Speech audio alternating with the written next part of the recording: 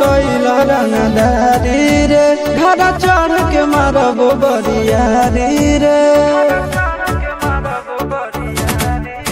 छूट जी तो कैला रंगदारी रे घर चढ़ के मारबो बरियारी रे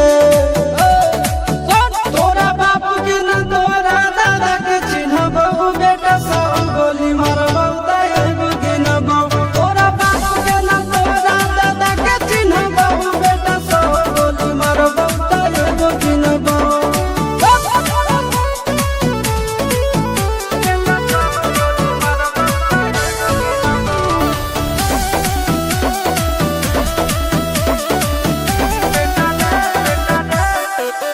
बेटा रे काटा से ठोक देबो चिमनी के भाठा में झोंक देबो देखबो कवन बाप बचैतौ तोरा प्रशासन के गाड़ी भी रोक देबो बेटा जी सुनो बेटा रे काटा से ठोक देबो चिमनी के भाठा में झोंक देबो देखबो कवन बाप बचैतौ तोरा प्रशासन के गाड़ी भी रोक देबो तोरा जैसन के हम खड़े खड़े गिनबो बेटा सब गोली मारबो तैगो गिनबो तोरा बाप के न तोरा दादा के चिन्हबो बेटा सब गोली मारबो तैगो गिनबो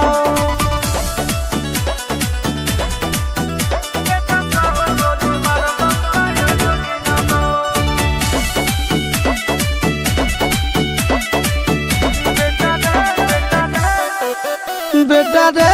दौड़ा के बाजार में मारबो गोली तोर कपार में रंगदारी जे करभी बिहार में गड़ देबो गंगा जी किनार में इतना मार पड़तो न बेटा बेटा रे दौड़ा के बाजार में मारबो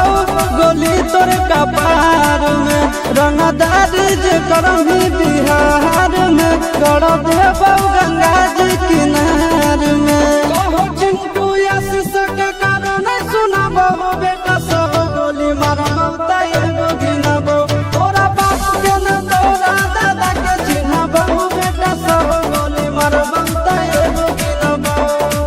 मारत मारत पिछुआरा लाल कर दे बेटा ध्यान से बाप इधर है।